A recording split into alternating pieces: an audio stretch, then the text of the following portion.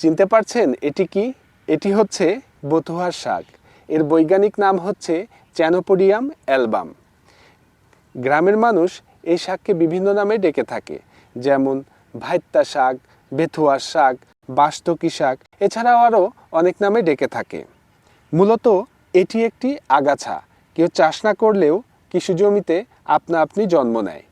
সেই সাথে এটি একটি শীতকালীন জনপ্রিয় শাক। গ্রাম বাংলায় প্রচুর পরিমাণে এই শাক পাওয়া যায়। গ্রামের মানুষ বহু বছর ধরে এই শাক খেয়ে আসছে, তবে শহরের অনেকেই এখনও এই শাকের গুণ সম্পর্কে জানে না।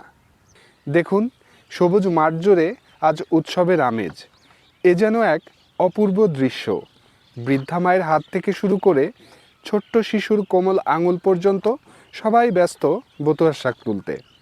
মনে হয় যেন প্রকৃতির ডাকে সাড়া দিয়ে প্রজন্মের পর প্রজন্ম একসাথে মাটির দান কুড়িয়ে নিচ্ছে।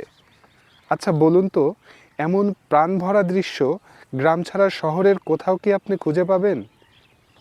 বথুয়া শাকের বিভিন্ন উপকারিতা রয়েছে। বিশেষ করে যাদের শরীরে রক্তের ঘাটতি রয়েছে তাদের জন্য এটি খুবই উপকারী একটি খাবার। বথুয়া শাকে প্রচুর ফাইবার থাকে, যা কোষ্ঠকাঠিন্য দূর করে এবং হজম ভালো রাখে। এটি শরীর থেকে টক্সিন বের করতে সাহায্য করে এবং রক্ত পরিষ্কার রাখতে ভূমিকা রাখে। ভিটামিন এ থাকার কারণে চোখের দৃষ্টিশক্তি ভালো রাখতে সাহায্য করে এবং ক্যালসিয়াম থাকার কারণে হাড় শক্ত করতে সাহায্য করে। বথুয়ার শাক নানাভাবে খাওয়া যায়। ভাজি করে খাওয়া যায়, ভর্তা করে খাওয়া যায়, ডালের সাথে রান্না করে খাওয়া যায়, এমনকি বথুয়ার শাক ময়দার সাথে মিশিয়ে পরোটা বানিয়েও খাওয়া যায়। গ্রামের মানুষ অনেক সময় এটিকে ওষুধের মতো ব্যবহার করে থাকে। তবে একটি কথা মনে রাখা জরুরি, যে কোনো শাকের মতো এই শাকটিও খুব ভালোভাবে ধুয়ে তারপরে রান্না করতে হয় এবং এটি অতিরিক্ত খাওয়া ঠিক নয়। যাদের কিডনির সমস্যা রয়েছে তাদের ডাক্তারের পরামর্শ নিয়ে খাওয়া ভালো। আমাদের গ্রামের মাটিতে জন্ম নেয়া এই অসাধারণ শাকই প্রমাণ করে প্রকৃতি আমাদের জন্য কত বড় উপহার রেখে দিয়েছে।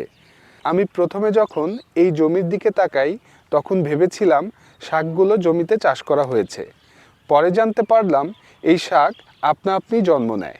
ভাবুন তো, সৃষ্টিকর্তার কি অসাধারণ নিয়ামত! যে খাবারকে আমরা অবহেলা করি সেটাই হতে পারে আমাদের শরীরের জন্য আশীর্বাদ। আপনি কি কখনো বথুয়ার শাক খেয়েছেন? কমেন্ট করে জানাবেন আপনার অভিজ্ঞতা। ভিডিওটি ভালো লাগলে লাইক দিন, শেয়ার করুন আর এমন গ্রামীণ গল্প জানতে আমাদের সাথে থাকুন।